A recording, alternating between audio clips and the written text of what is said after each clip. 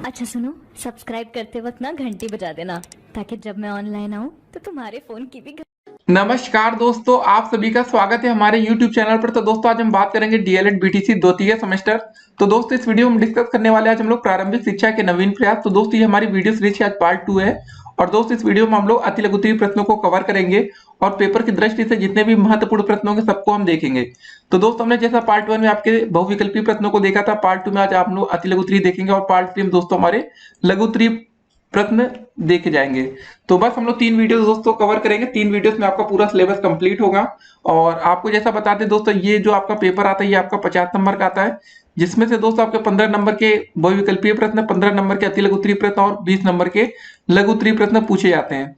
तो 25 नंबर दोस्तों आपको पास होने के लिए नंबर लाने पड़ते हैं। तो आपकी इस वीडियो से आपको 15 नंबर के बहुविकल्पीय प्रश्नों का फायदा मिलेगा, 15 नंबर के अति लघु उत्तरीय, और हो सकता है कुछ आपको दोस्तों लघु उत्तरीय प्रश्नों का फायदा मिले।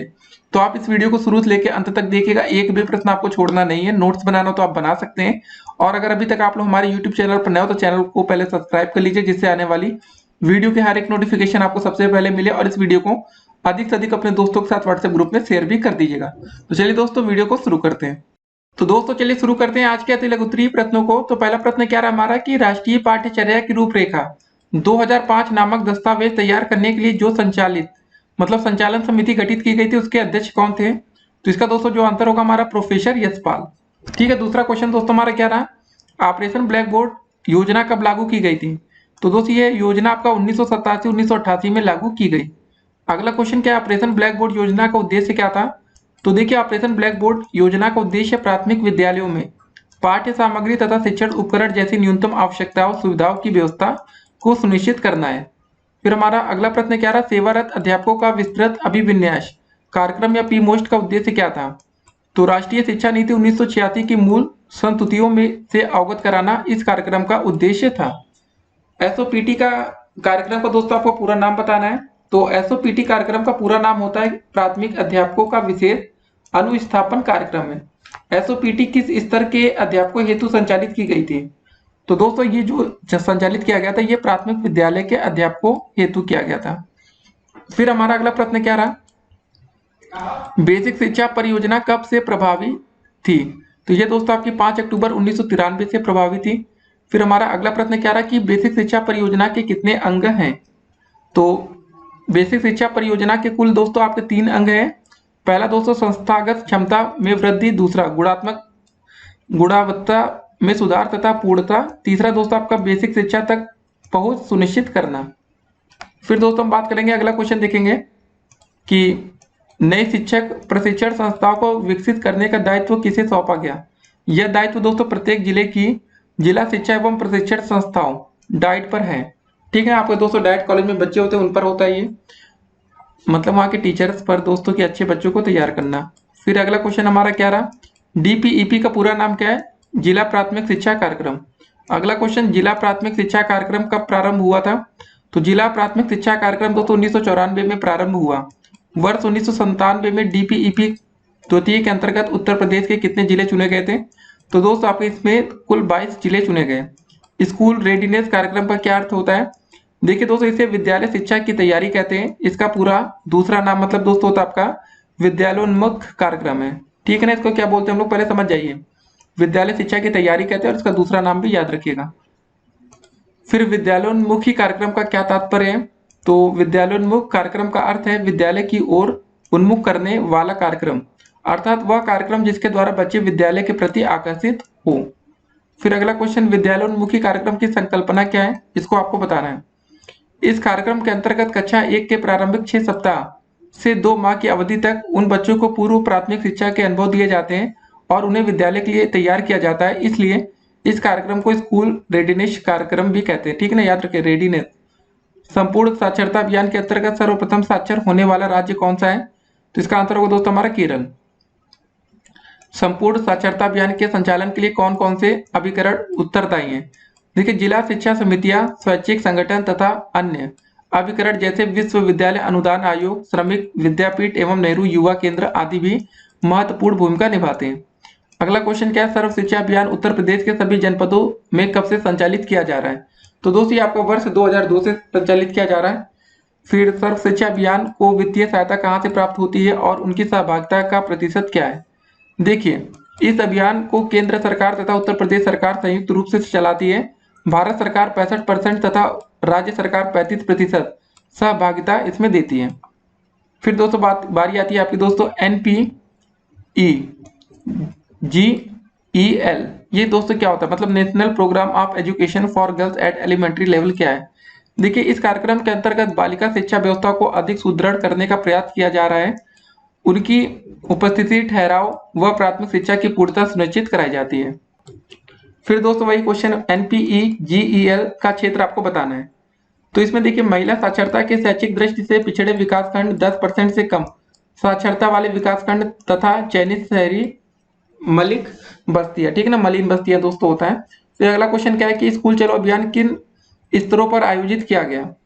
ये देखिए आपका जनपद स्तर पर, ब्लॉक स्तर पर तथा ग्राम स्तर पर आयोजित किया गया। अगला प्रश्न क्या है, स्कूल चलो अभियान कब चलाया जाता है। 1 जुलाई से दोस्तों लेकर 30 जुलाई तक यह चलाया जाता है। कस्तूरबा गांधी बालिका विद्यालय योजना के उद्देश्य क्या है, आपको ये बताना है। बालक बालिकाओं के प्रति समदृष्टि विकसित करना, बालिकाओं के नामांकन व ठहराव को सुनिश्चित करना तथा बालिकाओं को गुणवत्ता युक्त शिक्षा की उपलब्धता हेतु प्रयास। कस्तूरबा गांधी बालिका विद्यालय योजना कब से प्रारंभ की गई। तो दोस्तों यह योजना 2004 और 5 से प्रारंभ की गई। बालक बालिकाओं के अधिकारों को हनन को क्या कहते हैं, इसको बोलते हैं दोस्तों हम लोग बाल श्रम कहते हैं। मध्याह्न भोजन योजना की आवश्यकता क्यों हुई। विद्यालय में बच्चों का ड्रॉप आउट होने के कारण, ठीक है ना। फिर दोस्तों मध्याह्न भोजन योजना केंद्र सरकार द्वारा कब से लागू की गई थी। यह 15 अगस्त 1995 से लागू की गई है।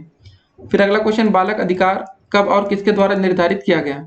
तो संयुक्त राष्ट्र संघ द्वारा 10 दिसंबर 1950 को। फिर अगला क्वेश्चन, शिक्षा अधिकार अधिनियम की कोई 2 विशेषताएं आपको लिखनी है। पहला दोस्तों 6 से लेकर 14 वर्ष के बालकों के लिए एक विद्यालय होना चाहिए। बालकों के शारीरिक मानसिक प्रताड़ना ना दी जाए। बालकों को मतलब भाई आप प्रताड़ना मत दीजिए ना मानसिक लेवल पर। अगला क्वेश्चन है कि बाल शिक्षा अधिकार नियम के अंतर्गत क्या निजी ट्यूशन छूट प्राप्त है। तो दोस्तों ये आपकी कोई भी ऐसी छूट प्राप्त नहीं है, ठीक है, आप निजी ट्यूशन नहीं दे सकते। फिर मैकाले द्वारा अपने विवरण पत्र में कौन सा ध्येय वाक्य लिखा गया है। देखिए, एक अच्छे यूरोपीय पुस्तकालय की एक अलमारी का साहित्य भारत व अरब का संपूर्ण साहित्य के समान है, ठीक है ना। फिर अगला क्वेश्चन क्या है, शिक्षा में छनाई या निस्यंदन सिद्धांत से क्या से आपको यह बताना है। कुछ लोगों को शिक्षा देना ताकि वे अन्य जन साधारण को शिक्षित कर सके। फिर अगला प्रश्न हमारा क्या रहा है कि हंटर कमीशन द्वारा माध्यमिक शिक्षा के क्षेत्र में कौन सी आर्थिक प्रणाली लागू की जो आज भी प्रचलित है। ये दोस्तों आपकी अनुदान प्रणाली है। फिर हमारा अगला प्रश्न क्या रहा, भारतीय शिक्षा को लॉर्ड कर्जन की किन्हीं 2 प्रमुख देनों का उल्लेख आपको करना है। पहला दोस्तों है कि केंद्रीय शिक्षा विभाग की स्थापना, दूसरा भारतीय विश्वविद्यालय आयोग। फिर हमारा अगला प्रश्न क्या रहा कि कोठारी आयोग की नियुक्ति का मुख्य उद्देश्य क्या था। शिक्षा के राष्ट्रीय स्वरूप व शिक्षा के समस्त स्तरों के संबंध में सिद्धांत व नीतियां बनाना। अगला क्वेश्चन क्या रहा कि नई शिक्षा नीति 1986 की किन्हीं 2 प्रमुख विशेषताओं का आपको वर्णन करना है। तो पहला दोस्तों हो जाएगा शैक्षिक अवसरों की समानता, दूसरा केंद्र सरकार की भागीदारी। फिर हमारा अगला प्रश्न क्या रहा, प्रोफेसर यशपाल समिति किस प्रमुख समस्या के लिए गठित की गई थी। तो यह दोस्तों था छात्रों की शैक्षिक बोझ कम करने, अधिगम का स्तर सुधारने के लिए। ये सब क्वेश्चन देखिए 2015 में आपके पूछे गए हैं, तो महत्वपूर्ण भी है। फिर अगला क्वेश्चन क्या है, पी मोस्ट कार्यक्रम का मुख्य उद्देश्य क्या है। तो राष्ट्रीय शैक्षिक नीति 1986 की मूल संस्तुतियों से अवगत कराना। अगला क्वेश्चन है कि NPEGEL कार्यक्रम का मुख्य उद्देश्य लिखने है। तो शिक्षा से वंचित बालिकाओं का स्तर सुधारना। ये लड़कियों के लिए दोस्तों का ध्यान रखिएगा। राष्ट्रीय बाल श्रम परियोजना कब संचालित हुई तथा इसका मुख्य लक्ष्य क्या है।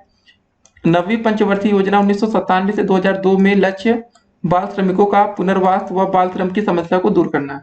कस्तूरबा गांधी बालिका विद्यालय का संक्षिप्त परिचय आपको देना है। तो बालिकाओं हेतु कस्तूरबा गांधी आवास बनवाना। अगला क्वेश्चन दोस्तों, DPEP परियोजना के कार्य आपको लिखना है। प्राथमिक शिक्षा का विस्तार, बालकों में और विद्यालयों में दोस्तों बच्चों का ठहराव होना चाहिए। 2 चीज ध्यान रखिएगा। अगला प्रश्न क्या है, कलकत्ता मदरसा किस सन में खुला। सन 1781 में, मतलब प्रथम गवर्नर जनरल वारेन हेस्टिंग्स द्वारा कलकत्ता मदरसा खोला गया। अगला क्वेश्चन है, बनारस संस्कृत कॉलेज कब और किसके द्वारा प्रारंभ हुआ। सन 1791 में जोनायल डंकन के प्रयासों से बनारस संस्कृत कॉलेज प्रारंभ हुआ। अगला क्वेश्चन दोस्तों क्या रहा, राधा कृष्णन आयोग की नियुक्ति कब हुई थी, आपको यह बताना है। तो राधा कृष्णन आयोग की नियुक्ति 4 नवंबर 1948 को की गई। अगला क्वेश्चन, भारतीय शिक्षा आयोग 1882 को अन्य किस नाम से जाना जाता है? तो भारतीय शिक्षा आयोग 1882 को हंटर कमीशन के नाम से भी जाना जाता है।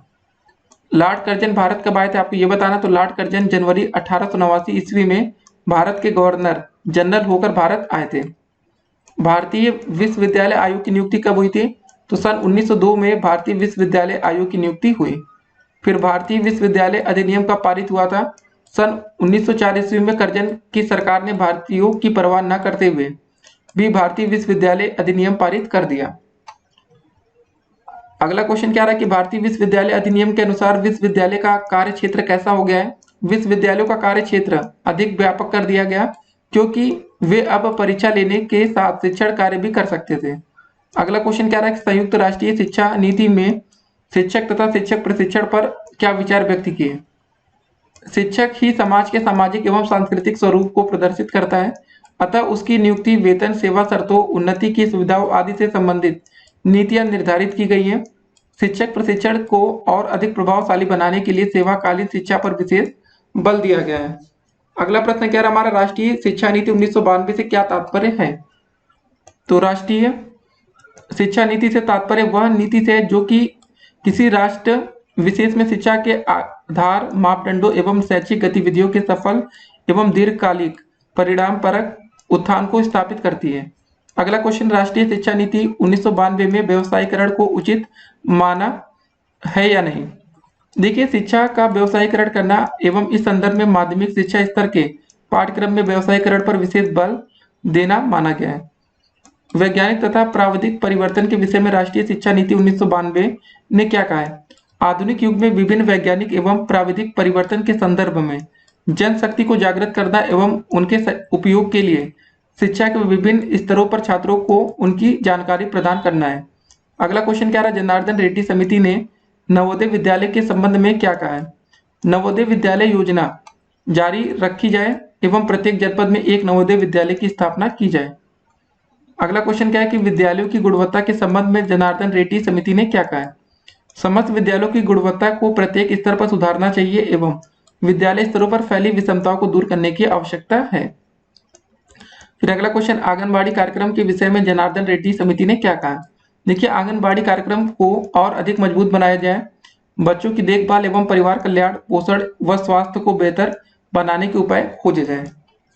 फिर हमारा अगला प्रश्न क्या रहा कि नव साक्षरों के विषय में रेड्डी समिति ने क्या कहा है? नव साक्षरों के लिए सतत शिक्षा कार्यक्रम चलाए जाने की आवश्यकता है। साक्षरता अभियान को और अधिक गतिशील बनाए जाने की आवश्यकता है। फिर अगला क्वेश्चन दोस्तों हमारा क्या रहा कि प्रोफेसर यशपाल समिति किस समस्या के लिए गठित हुई थी? तो जीवन पर्यंत स्वाध्याय तथा कौशल विकसित करने की क्षमता निर्माण समिति अधिगम की गुणवत्ता में सुधार करते हुए सभी स्तरों के स्कूली छात्रों, विशेषकर छोटे बच्चों पर पढ़ाई के बोझ को कम करने के उपायों में सलाह देने के लिए। अगला क्वेश्चन, हमारी शिक्षा व्यवस्था की बड़ी त्रुटि क्या है?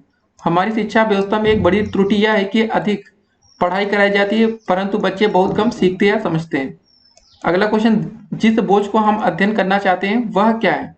जिस बोझ का अध्ययन करना चाहते हैं वह न केवल भौतिक बोझ है बल्कि सीखने का भी बोझ है, जो भी स्थानों पर विभिन्न प्रकार के विद्यालयों में पढ़ने वाले सभी बच्चों पर है। बचपन में ही बच्चों के लिए व्यवस्था क्या है? देखिए, बचपन के शुरू के दिनों से ही बच्चे, विशेषकर मध्यम वर्गों के बच्चे, गृह कार्य, ट्यूशन तथा विभिन्न प्रकार की कोचिंग कक्षाओं में भाग लेने के लिए विवश हो जाते हैं। अवकाश तो उनके लिए दुर्लभ वस्तु हो गया है। अगला क्वेश्चन दोस्तों क्या है कि बच्चों की पढ़ाई का लक्ष्य क्या हो गया है? पाठ्यक्रम को पूरा करना ही अपने आप में लक्ष्य बन गया है प्रतीत होता है। इसका शिक्षा के दार्शनिक व सामाजिक लक्ष्यों से कोई सरोकार नहीं रहा है। अगला क्वेश्चन, स्कूली शिक्षा इस समय लाभप्रद है या नहीं? स्कूल जाने वाले अधिकतर बच्चों के लिए स्कूली शिक्षा नीरस, बोझिल, अरुचिकर तथा कटु अनुभव प्रदान करने वाली प्रतीत होती है। अगला क्वेश्चन क्या रहा हमारा कि हमारी परीक्षा प्रणाली का उद्देश्य क्या होता है? स्कूलों में परीक्षा उत्तीर्ण करने पर अधिक महत्व दिया जाता है। हमारी परीक्षा प्रणाली केवल रटने की क्षमता की जांच कर पाती है, परीक्षा के द्वारा भय उत्पन्न होता है। अगला क्वेश्चन क्या दोस्तों, पी मोस्ट कार्यक्रम को ऑपरेशन ब्लैक बोर्ड में परिवर्तित करने का निर्णय कब लिया गया था? देखिए, ऑपरेशन ब्लैक बोर्ड योजना के अंतर्गत विद्यालयों को न्यूनतम शिक्षण सामग्री उपलब्ध करा देने से के उपरांत वर्ष 2000 मतलब 1990 के विस्तृत अभिविन्यास कार्यक्रम पी मोस्ट सामान्य को P most operation black board में परिवर्तित कर देने का निर्णय लिया गया। अब दोस्तों हमारा अगला प्रश्न क्या रहा है कि प्राथमिक शिक्षकों का विशेष अनुस्थापन कार्यक्रम SOPT किस वर्ष प्रारंभ किया गया? तो भारत सरकार के मानव संसाधन विकास मंत्रालय के अंतर्गत प्राथमिक विद्यालय के अध्यापकों की विशेष अनुस्थापन हेतु चलाई जा रही आयोजित योजना को SOPT के नाम से जाना जाता है। इस कार्यक्रम का आरंभ वर्ष 1993 से 94 में किया गया। फिर हमारा अगला प्रश्न क्या है कि SOPT कार्यक्रम में प्रति वर्ष कितने प्राथमिक अध्यापकों को प्रशिक्षित करने का लक्ष्य लिया गया था? प्रति वर्ष 204.5 लाख प्राथमिक अध्यापकों को प्रशिक्षित करने का लक्ष्य प्रति वर्ष था एवं 1993 से 94 में यह कार्यक्रम प्रारंभ किया गया। अगला क्वेश्चन क्या है कि उत्तर प्रदेश बेसिक शिक्षा परियोजना का मुख्य उद्देश्य क्या है, आपको यह बताना है। तो इस परियोजना के अंतर्गत 300 की आबादी तथा 1.5 किलोमीटर की दूरी पर प्राथमिक विद्यालयों या वैकल्पिक शिक्षा केंद्रों को खोलना शामिल किया गया था तथा लगभग 5000 ग्रामीण की क्षेत्र की आबादी पर सतत शिक्षा की सुविधा प्रदान करना भी शामिल था। अगला प्रश्न क्या रहा हमारा, उत्तर प्रदेश बेसिक शिक्षा परियोजना का मुख्य कार्य आपको बताना है।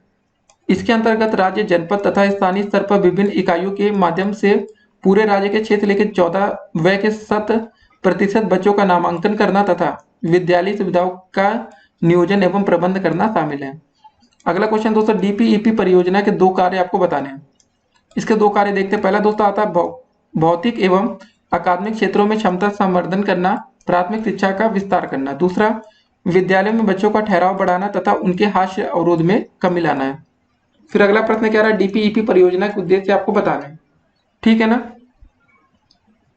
6 से लेकर 11 वर्ष के सभी बच्चों का 100% विद्यालय सुविधा उपलब्ध कराना, सामान्य वर्ग की तुलना में बालिकाओं तथा अपवंचित वर्ग के बच्चों का विद्यालयों में नामांकन, धारण तथा संप्राप्ति को 5% तक कम करना था। अगला क्वेश्चन क्या है कि विद्यालय शिक्षा की तैयारी क्या है, इसको देखते हैं। अंतर्राष्ट्रीय बाल वर्ष के परिप्रेक्ष्य में राष्ट्रीय शैक्षिक अनुसंधान और प्रशिक्षण परिषद नई दिल्ली द्वारा विद्यालय शिक्षा की तैयारी कार्यक्रम का विकास किया गया है। इस कार्यक्रम का मुख्य उद्देश्य 6 वर्ष की आयु में बच्चों को स्कूली शिक्षा के लिए तैयार करना है। इसके लिए प्राथमिक विद्यालयों में प्रथम 6 सप्ताह से लेकर 8 सप्ताह तक का समय निर्धारित किया गया है। अगला क्वेश्चन दोस्तों क्या है, संपूर्णता साक्षरता अभियान का प्रेरक वाक्य क्या है, इसको जरा देखते हैं। तो इसका दोस्तों प्रेरक वाक्य एक पढ़ाए एक है। श्री रामपुर त्रिमूर्ति, ठीक है ना। त्रिमूर्ति से क्या तात्पर्य है, तो श्री रामपुर नामक स्थान से 3 missionary William Carey, William Ward तथा Joshua Marshman Shrirampur त्रिमूर्ति के नाम से प्रसिद्ध थे, ठीक है। फिर अगला क्वेश्चन क्या है, ऑपरेशन ब्लैक बोर्ड योजना के क्रियान्वयन का मूल्यांकन कब किया गया। तो दोस्तों इसका देखिए वर्ष 1992 में इसका मूल्यांकन करके संशोधन किए गए। अगला क्वेश्चन क्या, ऑपरेशन ब्लैक बोर्ड योजना का उद्देश्य क्या था। इस योजना का उद्देश्य प्राथमिक विद्यालयों में कमरों, पाठ्य सामग्री तथा शिक्षण उपकरण जैसी सुविधाएं उपलब्ध कराना था। पी मोस्ट कार्यक्रम में क्या व्यवस्था की गई, इसको बताना है। देखिए पी मोस्ट कार्यक्रम में विद्यालयों के अध्यापकों की विस्तृत एवं सघन प्रशिक्षण की व्यवस्था की गई। उत्तर प्रदेश सभी के लिए शिक्षा परियोजना का मूल्य कार्य क्या है। देखिए दोस्तों उक्त परियोजना के मूलतः 2 कार्य हैं, प्रबंधकीय व्यवस्था तथा अकादमिक व्यवस्था। अगला क्वेश्चन क्या है, जिला प्राथमिक शिक्षा कार्यक्रम प्रथम कब प्रारंभ हुआ। तो जिला प्राथमिक शिक्षा कार्यक्रम दोस्तों प्रथम का प्रारंभ वर्ष 1997 से हुआ था। फिर जिला प्राथमिक शिक्षा कार्यक्रम किसकी सहायता से संचालित किया गया, तो जिला प्राथमिक शिक्षा कार्यक्रम DPEP विश्व बैंक की वित्तीय सहायता से प्रारंभ किया गया। राष्ट्रीय साक्षरता मिशन की स्थापना कब हुई थी, तो 5 मई 1988 को राष्ट्रीय साक्षरता मिशन की स्थापना राष्ट्र स्तर पर की गई थी। अगला क्वेश्चन, प्राथमिक स्तरीय राष्ट्रीय बालिका शिक्षा योजना की संकल्पना कब की गई। इस परियोजना की संकल्पना सर्व शिक्षा अभियान के अंतर्गत सितंबर 2003 में की गई। अगला क्वेश्चन है, कस्तूरबा गांधी बालिका विद्यालय में किन बालिकाओं का प्रावधान है। तो बालिका शिक्षा के अंतर्गत बाहर से बालिका, बाहर की मतलब बालिकाओं विशेषकर शाला त्यागी बालिकाओं हेतु कस्तूरबा गांधी आवासीय बालिका विद्यालय की स्थापना का प्रावधान है। आरंभिक बाल्यकाल शिक्षा और बाल्य माध्यम प्रयोगशाला परियोजना ECCE किसकी सहायता से चल रही है। देखिए यूनिसेफ की वित्तीय सहायता से राष्ट्रीय शैक्षिक अनुसंधान और प्रशिक्षण परिषद NCERT के निर्देशन में यह योजना 10 राज्यों में चल रही है। ECCE योजना किन राज्यों में चल रही है, तो बिहार, गोवा, कर्नाटक, मध्य प्रदेश, महाराष्ट्र, नागालैंड, उड़ीसा, राजस्थान, तमिलनाडु और उत्तर प्रदेश कुल 10 राज्यों में चल रही है। बालक का बेहद संवेदनशील व संभावना से परिपूर्ण समय कौन सा होता है। देखिए प्रारंभ के 8 साल यानी 6 से लेकर 14 वर्ष का समय सभी बच्चों जाति लिंग वर्ग समुदाय के भेदभाव के बिना शिक्षा के अवसर प्राप्त होने का तात्पर्य क्या है? प्रारंभिक शिक्षा का सार्वभौमिकरण। अगला क्वेश्चन क्या है? वर्तमान में कौन सी शिक्षा मतलब कौन सी दोस्तों कक्षा तक की शिक्षा अनिवार्य प्रारंभिक शिक्षा के रूप में स्वीकार की गई है? तो वो कक्षा 1 से लेकर कक्षा 8 तक की। फिर अगला क्वेश्चन, स्वतंत्रता से पूर्व जन साधारण की शिक्षा पर किस किस ने बल दिया? तो हंटर कमीशन एवं वुड डिस्पैच। फिर अगला क्वेश्चन, स्वतंत्रता के पश्चात प्रारंभिक शिक्षा को अनिवार्य व सर्वसुलभ बनाने का प्रथम प्रयास किसका था?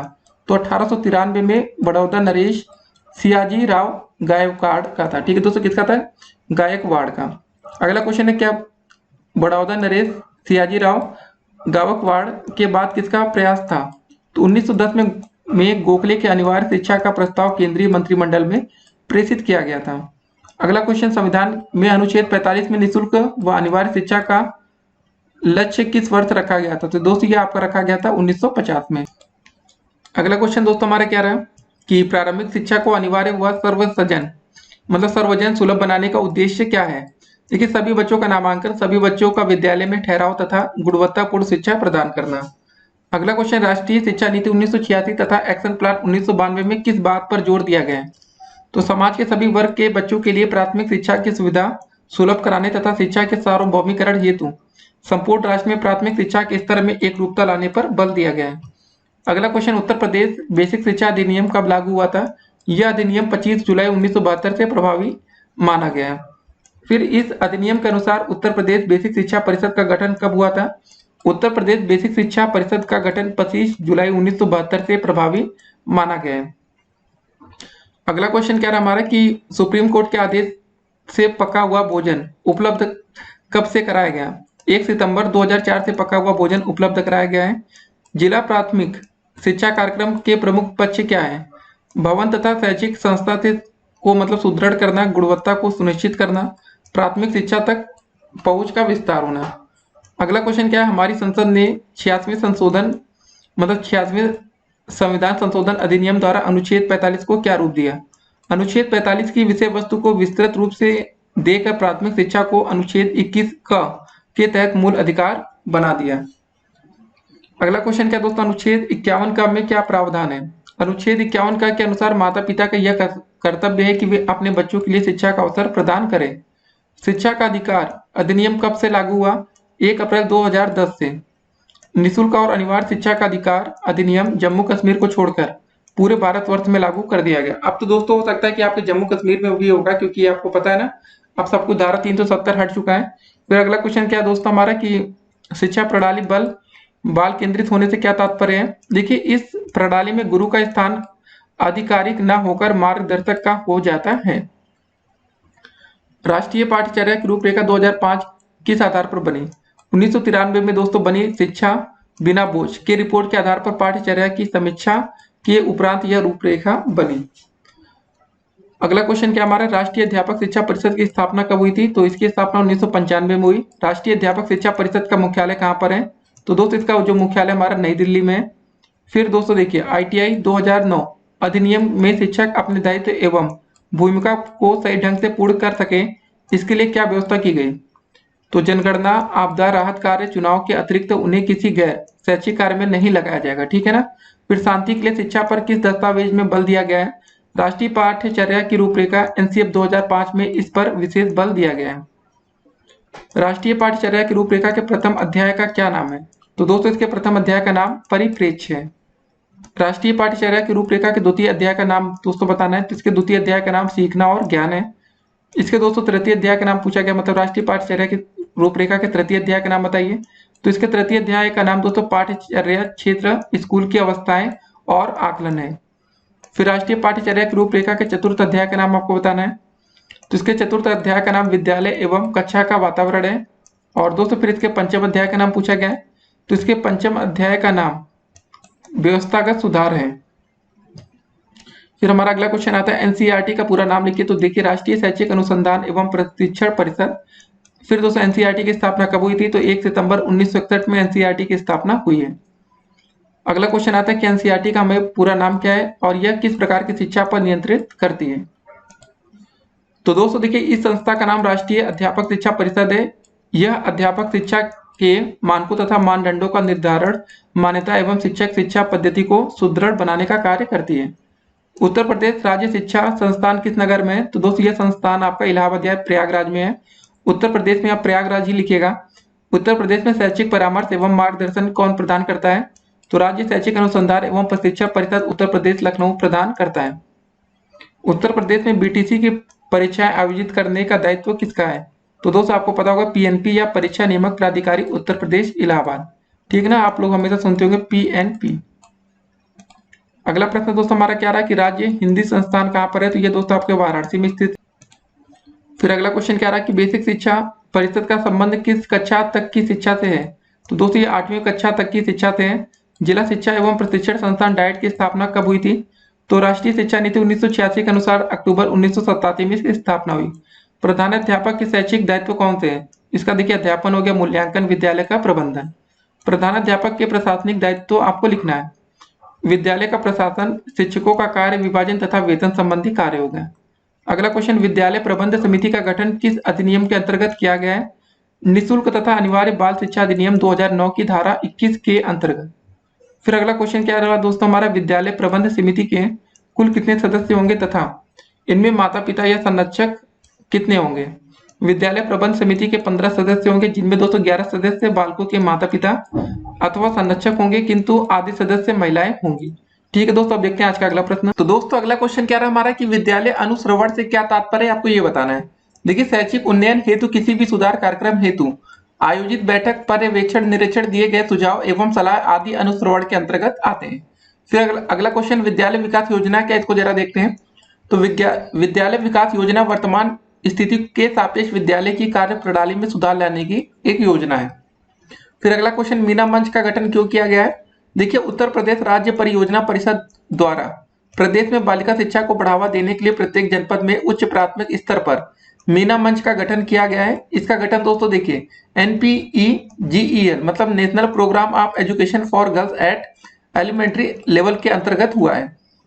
अगला क्वेश्चन, मीना मंच के आपको उद्देश्य बताने। इसके उद्देश्य जरा हम लोग देखते हैं कि देखिए, पहला उद्देश्य है कि बालिकाओं की अभिव्यक्ति क्षमता, दूसरा नेतृत्व तथा सहयोग की भावना का विकास होना, बालिकाओं को शिक्षा से जोड़ना, चौथा है रचनात्मक लेखन तथा चिंतन की आदत, पांचवा विभिन्न जीवन कौशलों का विकास, छठा है दोस्तों बाल एवं महिला अधिकारों का ज्ञान, सातवां बाल विकास की रोकथाम, ठीक है, बाल विवाह मतलब, ठीक है, आठवां दोस्तों बचत हेतु प्रोत्साहन। तो सातवां जरा ध्यान रखिएगा, बाल विवाह की रोकथाम है, ठीक है ना, कि शादी ना होने पाए बचपन में। फिर अगला क्वेश्चन दोस्तों क्या है कि अभिभावक शिक्षक संघ की बैठक कब होनी आवश्यक है? प्रत्येक माह में शनिवार या रविवार। फिर अगला क्वेश्चन, जेंडर संवेदीकरण से क्या आशय है? देखिए, हम अपनी रूढ़िवादी सोच को नहीं बदल पाए, परिवार में बालकों को अधिक महत्व दिया जाता है, बालिकाओं की अपेक्षा बालक की पढ़ाई, खान पान पर विशेष ध्यान दिया जाता है, यही दोस्तों आपका जेंडर संवेदीकरण है। फिर अगला क्वेश्चन हमारा क्या रहा, लिंग भेद के मुख्य कारण आपको बताने हैं। इसके मुख्य कारण देखते हैं, बालिकाओं को वंश का वाहक न समझना, दूसरा दोस्तों छोटी उम्र में विवाह कर देना, तीसरा घरेलू कार्यों की जिम्मेदारी देना, चौथा कि छोटे बच्चों की घर में देखभाल करना, पांचवा कि अभिभावकों की आर्थिक तंगी, छठा कि बालिकाओं के लिए उदासीनता एवं उपेक्षता, ठीक है, उपेक्षा। अगला क्वेश्चन है, विद्यालय अभिलेखों का आपको महत्व लिखना है। अभिलेखों के आधार पर ही विभाग द्वारा मांगी गई सूचनाओं को भेजा जाता है। अभिलेखों के माध्यम से ही योजनाओं की प्रगति आख्या प्रस्तुत की जाती है, भावी योजनाओं के निर्माण में ये सहायक होती है। अगला प्रश्न क्या रहा, न्यूनतम अधिगम स्तर क्या है, उदाहरण देकर आपको समझाना है। कि न्यूनतम अधिगम स्तर एक ऐसी प्रक्रिया है जिसमें यह निर्धारित किया जाता है कि बच्चे को अमुक या किसी निश्चित स्तर पर कम से कम कितना सीखना चाहिए। उदाहरण के लिए दोस्तों देखिए, कक्षा जैसे नमन है, कक्षा 8 का छात्र है और इसके लिए बोर्ड द्वारा यह निश्चित किया गया है कि कम से कम 33% अंक प्राप्त करने वाला बच्चा ही उत्तीर्ण होगा। तो उस बालक के द्वारा सत्र में मेहनत करके 8वीं के स्तर को पास करने के लिए 33% अंक प्राप्त करना अनिवार्य होगा। यही दोस्तों आपका न्यूनतम अधिगम स्तर कहलाएगा। वैसे दोस्तों आपका डीएलएड में क्या होता है, 50% नंबर लाने पड़ते हैं। जैसे दोस्तों आपका पेपर 50 नंबर का होगा तो आपको पास होने के लिए 25 नंबर लाना पड़ेगा, ठीक है, तो ये चीज आपको समझनी पड़ेगी। फिर अगला क्वेश्चन हमारा क्या रहा कि श्री एन जनार्दन रेड्डी ने अपनी रिपोर्ट कब पेश की थी। देखिए, 1986 की शिक्षा नीति की समीक्षा के लिए गठित समिति के अध्यक्ष आंध्र प्रदेश के तत्कालीन मुख्यमंत्री श्री एन जनार्दन रेड्डी की अध्यक्षता में 22 जनवरी 1992 को समिति ने अपनी रिपोर्ट पेश की। फिर अगला क्वेश्चन क्या है, हंटर कमीशन को अन्य किस नाम से जानते हैं, इसको बताना है। तो हंटर कमीशन को भारतीय शिक्षा आयोग 1882 के नाम से जाना जाता है। उच्च प्राथमिक विद्यालयों में मिड डे मील कब प्रारंभ हुआ, आपको ये बताना है। तो दोस्तों वर्ष 2007 से ये प्रारंभ हुआ। फिर सर्व शिक्षा अभियान संचालित किए जाने के उद्देश्य क्या है, ये आपको बताना है। इसके उद्देश्य देखते हैं। वर्ष 2003 तक प्राथमिक विद्यालयों, शिक्षा गारंटी केंद्रों, वैकल्पिक और विद्यालय शिविरों में सभी बच्चों को प्रवेश करना। दूसरा, सन 2007 तक सभी बच्चे कक्षा 5 की प्राथमिक शिक्षा पूरी कर लेनी चाहिए। तीसरा, दोस्तों सन 2010 तक सभी बच्चे कक्षा 8 तक की शिक्षा पूर्ण कर लें। फिर अगला क्वेश्चन हमारा क्या है, इसको जरा देखते हैं कि सर्व शिक्षा अभियान का मुख्य प्रमुख लक्ष्य क्या था। तो सभी बच्चे 2005 तक स्कूल शिक्षा गारंटी केंद्र, वैकल्पिक विद्यालयों में दाखिला, स्कूलों में वापस लौटे शिविर, बैक टू स्कूल कैंप में होना चाहिए था। अपव्यय का आपको अर्थ बताना है। तो अपव्यय का अर्थ देखते हैं। इसका देखिए शाब्दिक अर्थ है व्यर्थता अथवा फिजूल खर्ची। शिक्षा में अपव्यय का प्रयोग इसी अर्थ में किया जाता है जब कोई बालक किसी कक्षा या पाठ्यक्रम में दाखिला विद्यालय लेने के पश्चात उसे पूरा किया बिना बीच में छोड़ देता है, तो दोस्तों उसको हम लोग बोलते हैं अपव्यय। जैसे नहीं तो आपने कॉलेज में स्कूल में दाखिला लिया, उसको बीच में छोड़ दिया। उसके बाद अगला क्वेश्चन है दोस्तों हमारा अवरोधन का आपको अर्थ बताना है। तो इसका अर्थ जरा देखते हैं। अवरोधन का शाब्दिक अर्थ होता है अवरोधन मतलब अवरोध अथवा रुकावट या रुकावट का आ जाना। इसे इस प्रकार परिभाषित किया जा सकता है कि जब कोई बालक एक निश्चित समय के पाठ्यक्रम को उससे अधिक समय में पूरा करता है तो उसे अवरोधन कहा जाता है। छात्र के अध्ययन क्रम में रुकावट आ जाती है। ठीक, जो दोस्तों अध्ययन होता है उसमें रुकावट आती है। भारत में इस ओर हर्टांग कमेटी ने सर्वप्रथम 1929 में हमारा ध्यान आकर्षित किया गया है। देखिए हर्टांग कमेटी के अनुसार अवरोधन से हमारा तात्पर्य है कि किसी बच्चे का निम्न कक्षा में एक से अधिक वर्ष तक रोके जाने से है। अगला क्वेश्चन दोस्तों, निम्न योजनाओं के पूरे नाम आपको बताना है। जैसे दोस्तों पहला हो गया आपका ओबी। ओबी का मतलब होता है आपका हिंदी में ऑपरेशन ब्लैक बोर्ड, ठीक है ना। फिर एसओपीटी मतलब special orientation programme for teacher. फिर DPEP district primary education programme हो गया। एनईपीजीईएल मतलब दोस्तों national programme of education for girls at elementary level, ठीक है ना। इसका जरा आप फुल फॉर्म लिख कर याद कर सकते हैं, जैसे भी याद कर सके याद करना है। तो अगला प्रश्न क्या है, समवर्ती सूची में दिए गए विषयों पर नीति एवं कानून बनाने का अधिकार किस सरकार को है। देखिए अब ये सब प्रश्न दोस्तों आपके पेपर में आ चुके हैं, जरा इसको देखेंगे। 2016 में प्रश्न पूछा गया है, तो इसका आंसर होगा हमारा केंद्र एवं राज्य दोनों सरकारों को। ठीक है, फिर अगला क्वेश्चन, भारत के एक पंथ निरपेक्ष राष्ट्र की घोषणा का उल्लेख कहाँ पर है। तो दोस्तों ये संविधान के 42वें संशोधन में। अगला क्वेश्चन क्या है, ईस्ट इंडिया के आज्ञा पत्र का पुनरावर्तन किसके द्वारा किया जाता है था। तो कंपनी के दोस्तों आज्ञा पत्र का 20 वर्ष के पश्चात ब्रिटिश पार्लियामेंट द्वारा इसका पुनरावर्तन किया जाता था। अगला क्वेश्चन क्या रहा कि मैकाले शिक्षा द्वारा भारत में किस प्रकार का वर्ग तैयार करना चाहता है। देखिए मैकाले ने अपने विवरण पत्र में लिखा था, हमें भारत में एक ऐसा वर्ग बनाना चाहिए जो रक्त और वर्ण में भारतीय किंतु रुचियों में नैतिक आदर्शों और बुद्धि में अंग्रेज हो। इस बात से यह स्पष्ट होता है कि मैकाले भारत में ऐसा वर्ग या बाबू वर्ग उत्पन्न करना चाहता था जो पाश्चात्य सभ्यता का उपासक और ब्रिटिश शासक का भक्त बनकर अंग्रेजी राज्य की जड़ें मजबूत करने में सरकारी मदद कर सके। फिर हमारा अगला क्वेश्चन क्या है कि वुड के आदेश पत्र में शिक्षा का माध्यम क्या निर्धारित किया गया था, ये आपको बताना है। इसमें दोस्तों आपका अंग्रेजी तथा भारतीय भाषाएं थी। अगला क्वेश्चन, यशपाल समिति की अध्यक्षता में गठित समिति का उद्देश्य क्या था। तो इसका आंसर होगा अधिगम की गुणवत्ता में सुधार करते हुए सभी स्तरों के स्कूली छात्रों विशेषकर छोटे बच्चों पर पढ़ाई के बोझ को कम करना, ठीक है ना, करके उपायों के बारे में सलाह देना था। अगला क्वेश्चन हमारा क्या रहा, देखिए दोस्तों कि ऑपरेशन ब्लैक बोर्ड के विद्यालयों को कौन कौन सी सुविधाएं प्रदान की गई हैं। तो दोस्तों जरा इसकी हम सुविधाओं को देखते हैं कौन कौन सी सुविधाएं हैं। पहला दोस्तों देखिए यहाँ पर शिक्षक उपकरण है, पाठ्यक्रम शिक्षक संदर्शिका पाठ्य पुस्तक होनी चाहिए। दूसरा कक्षा शिक्षण सामग्री मानचित्र ग्लोब चार्ट होना चाहिए। तीसरा खेल सामग्री व खिलौने। चौथा विज्ञान किट। पांचवा लघु यंत्र किट या पेचकस प्लास। छठा दोस्तों आपका श्रव्य उपकरण रेडियो। सातवां पुस्तकालय हेतु पुस्तकें। आठवां विद्यालय घंटी। नौवां संगीत उपकरण या ढोलक तबला एवं हारमोनियम। 10वां शिक्षक के पास आकस्मिक खर्च हेतु धन होना चाहिए। 11वां कक्षा कक्ष होना चाहिए। 12वां शौचालय। 13 चौटाई। 14 दोस्तों की आपका की कुर्सी शिक्षकों के लिए और 15वां ब्लैक बोर्ड। फिर अगला क्वेश्चन हमारा क्या रहा कि पी मोस्ट का पूरा नाम आपको अंग्रेजी में लिखना है। पी से दोस्तों आपका प्रोग्राम है। एम से programme of mass orientation for school teachers. अगला प्रश्न क्या रहा हमारा कि बेसिक शिक्षा परियोजना के आपको उद्देश्य बताना है। तो इसके उद्देश्य को हम देखते हैं। पहला उद्देश्य ये रहा आपका कि विद्यालय सुलभ कराना। इस परियोजना के अंतर्गत 300 की आबादी तथा 1.5 किलोमीटर की दूरी पर प्राथमिक विद्यालय वैकल्पिक शिक्षा केंद्रों को खोलना शामिल किया गया था। दूसरा, नामांकन वर्ष 2000 तक 6 से लेकर 11 वय वर्ग के सभी बालक बालिकाओं विद्यालयों में नामांकन कराना। तीसरा दोस्तों, उपलब्धि प्राप्त करना वर्ष 2000 तक विद्यालयों में नामांकित बच्चों में न्यूनतम अधिगम स्तर की दक्षताएं विकसित कराना। चौथा दोस्तों आपका होता है सतत शिक्षा, लगभग 5000 की ग्रामीण क्षेत्र की आबादी पर सतत शिक्षा की सुविधा प्रदान करना। अगला प्रश्न क्या रहा हमारा कि प्रथम चरण में डीपीईपी देश के किन राज्यों में लागू की गई थी, आपको यह बताना है। तो 7 राज्यों में दोस्तों 42 जनपदों में प्रथम चरण में कौन कौन से दोस्तों चयनित राज्य थे। इसमें पहला था आपका दोस्तों मध्य प्रदेश, असम, हरियाणा, महाराष्ट्र, कर्नाटक, तमिलनाडु एवं केरल। फिर अगला प्रश्न क्या रहा हमारा कि ड्रॉप आउट के संदर्भ में डीपीईपी का क्या उद्देश्य था। देखिए, ड्रॉप आउट की दर को 10% कम करना तथा धारण क्षमता को 90% तक बढ़ाना था।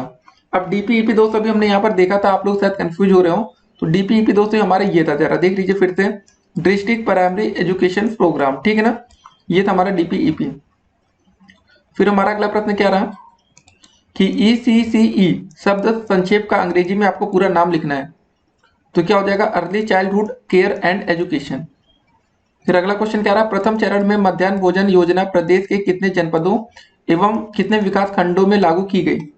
तो दोस्तों ये आपके 38 जिलों एवं 248 विकास खंडों में संचालित की गई थी। फिर आपका अगला क्वेश्चन एनसीईआरटी के प्रमुख कार्य आपको बताने हैं। पहला दोस्तों देखिए अनुसंधान एवं नवाचार है, दूसरा आदर्श पाठ्यक्रम, तीसरा राष्ट्रीय शिक्षा संस्थान, चौथा है अध्यापक शिक्षा, विशेष शिक्षा और विस्तार सेवा। अगला प्रश्न क्या रहा, इंदिरा गांधी राष्ट्रीय मुक्त विश्वविद्यालय की स्थापना कब हुई थी। तो इसका सही आंसर होगा 20 सितंबर 1985 में। फिर अगला क्वेश्चन, कलकत्ता मदरसा एवं बनारस संस्कृत कॉलेज की स्थापना किस उद्देश्य से की गई थी। तो देखिए दोस्तों, कलकत्ता मदरसे की स्थापना का मुख्य उद्देश्य इस्लाम धर्म तथा मुस्लिम कानूनों की शिक्षा देकर अंग्रेज न्यायाधीशों के लिए मुस्लिम सलाहकार तैयार करना था। फिर आपका दोस्तों अगला था कि बनारस संस्कृत विद्यालय की स्थापना का उद्देश्य मनुस्मृति पर आधारित हिंदू कानूनों की शिक्षा देकर अंग्रेज न्यायाधीशों के हिंदू सलाहकार को तैयार करना था।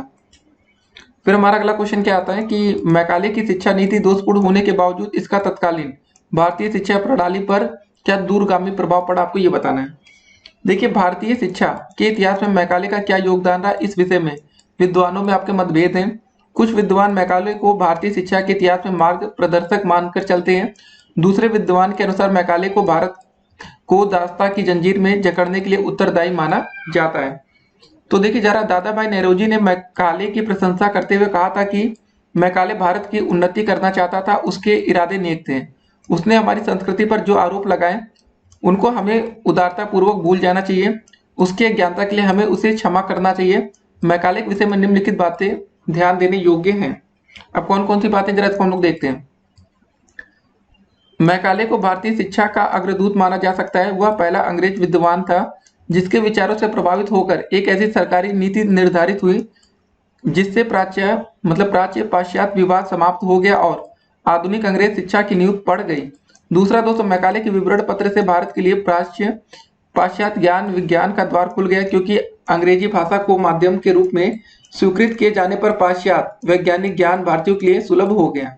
तीसरा दोस्तों पॉइंट था कि अंग्रेजी शिक्षा ने भारतीय जनता में समानता, स्वतंत्रता और बंधुत्व की भावनाएं उत्पन्न करके उनमें राजनीतिक जागृति उत्पन्न कर दी। यदि भारत में अंग्रेजी शिक्षा का प्रादुर्भाव न हुआ होता तो भारत में स्वतंत्रता संग्राम कभी न छिड़ता। फिर देखिए, आपके मैकाले के विवरण पत्र में कुछ खामियां थी। उसकी सिफारिशों को मान लेने पर भारतीय जनता पर कुछ दुष्प्रभाव भी पड़े, इसलिए मैकाले की कटु आलोचना भी की जाती है। फिर हमारा अगला प्रश्न क्या रहा कि प्राथमिक शिक्षा के विस्तार के संबंध में चार्ल्स वुड की सिफारिशों का आपको उल्लेख करना है।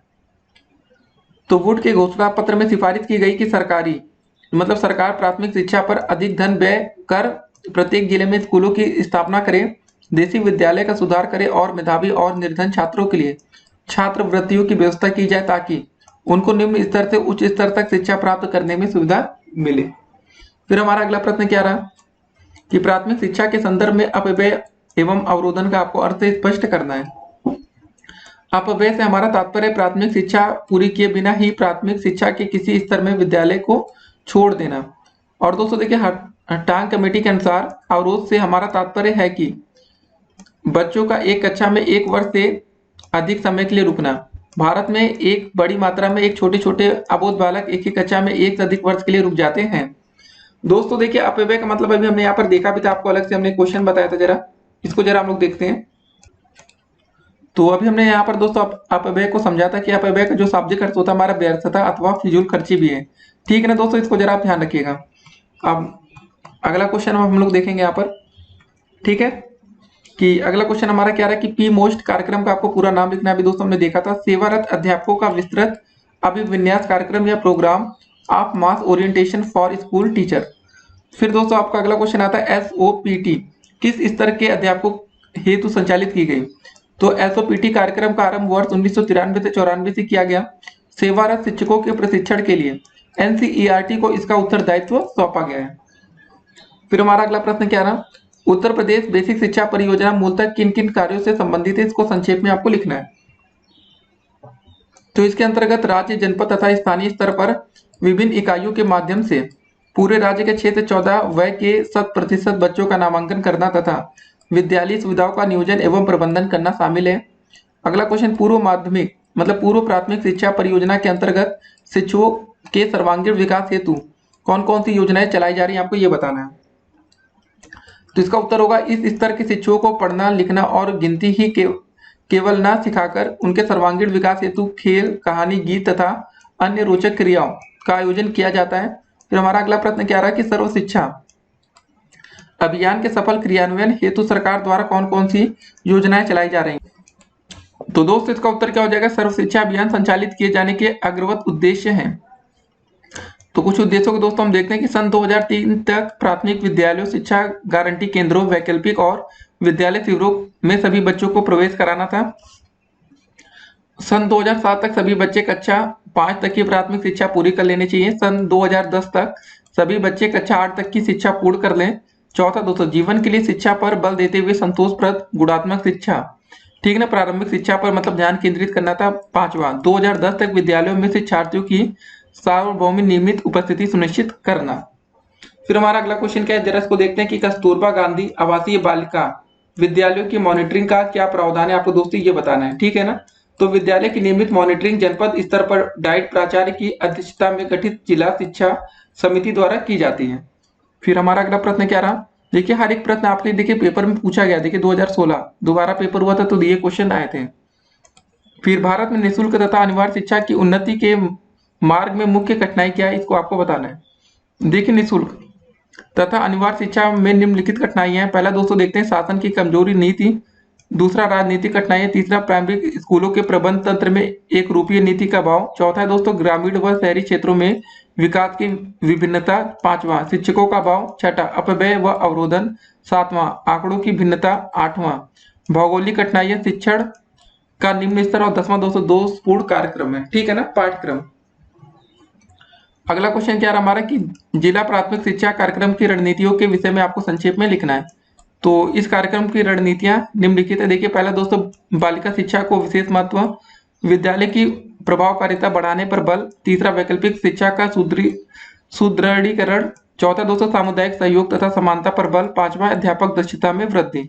अगला क्वेश्चन क्या रहा, संपूर्ण साक्षरता अभियान की किन्हीं 3 विशेषताओं का आपको उल्लेख करना है। तो पहला दोस्तों देखते हैं इस अभियान की सफलता पूर्णतः जनता की अभिप्रेरणा एवं सामुदायिक सहयोग पर आधारित है। दूसरा संपूर्ण साक्षरता अभियान लक्ष्योन्मुखी है, न केवल नामांकन वृद्धि करना इसका उद्देश्य नहीं है। तीसरा दोस्तों यह परियोजना विशिष्ट क्षेत्रों में समयबद्ध एवं स्वैच्छिक संस्थाओं व्यक्तियों के आपसी सहयोग से परिणामोन्मुखी है। चौथा दोस्तों देखिए संपूर्ण साक्षरता अभियान को संचालित करने के लिए जिला स्तर पर पंजीकृत समितियों को अनुमति प्रदान की गई है।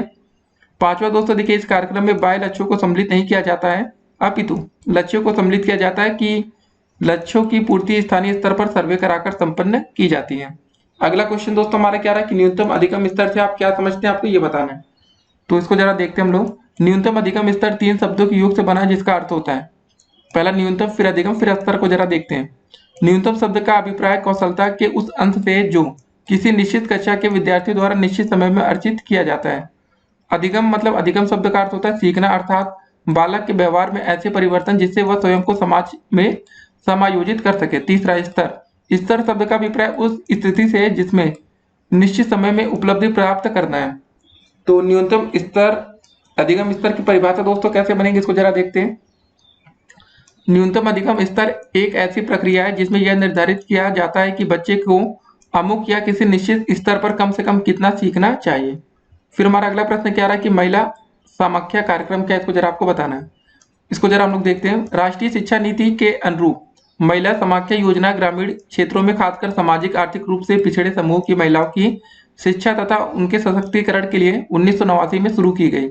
महिला समाख्या कार्यक्रम का उद्देश्य समानता हासिल करने के लिए महिलाओं की शिक्षा हेतु एक ऐसे माहौल का सृजन करना है जिसमें महिलाएं ज्ञान तथा सूचना प्राप्त कर अपने समाज के विकास में सकारात्मक भूमिका अदा करने के लिए सशक्त बने। इस समय यह कार्यक्रम 10 राज्यों यानी आंध्र प्रदेश, असम, बिहार, छत्तीसगढ़, झारखंड, केरल, ठीक दोस्तों, कर्नाटक, गुजरात, उत्तर प्रदेश तथा उत्तराखंड के 126 जिलों में कार्यान्वित किया जा रहा है।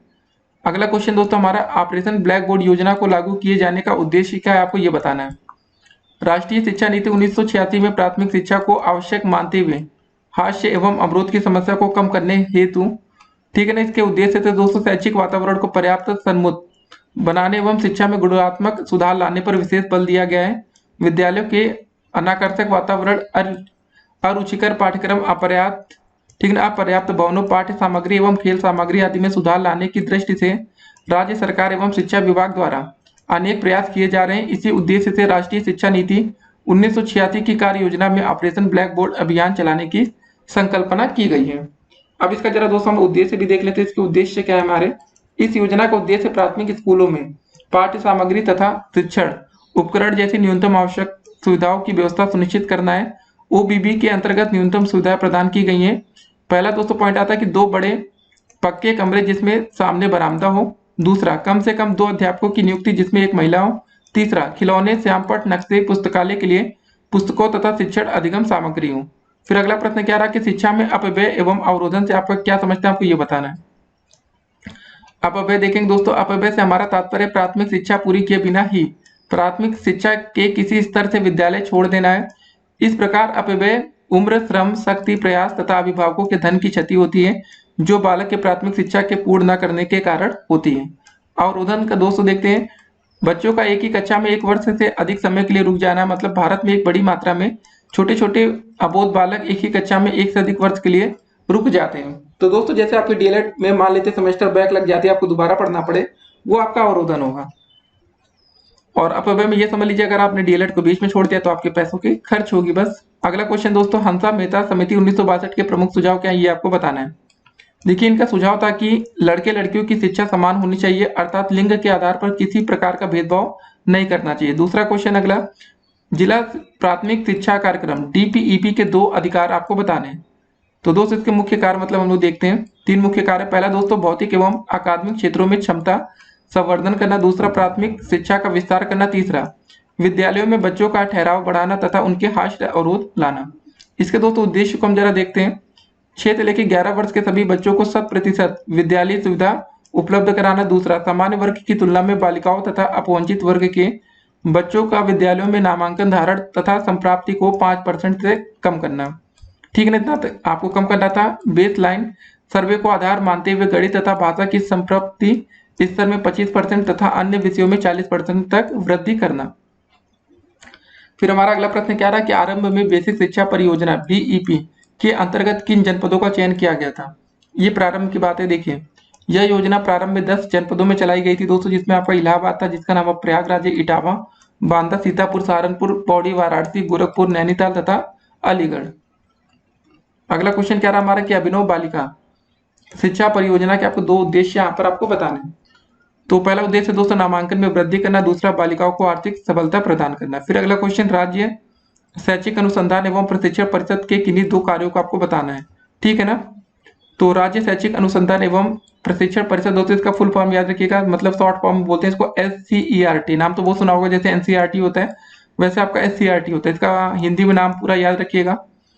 कि दोस्तों कार्य हम जरा देखते हैं। देखिए पहला दोस्तों कार्य, प्रारंभिक स्तरीय शिक्षकों के लिए सेवा पूर्व एवं सेवारत प्रशिक्षण कार्यक्रमों का आयोजन करना है। दूसरा, प्राथमिक एवं उच्च प्राथमिक कक्षाओं के लिए पाठ्यक्रम, पाठ्य पुस्तकों, शिक्षक संदर्शिकाओं एवं अन्य उपयोगी साहित्य का विकास करना। तीसरा दोस्तों, शोध सर्वेक्षण एवं नवाचार कार्यक्रमों का संचालन।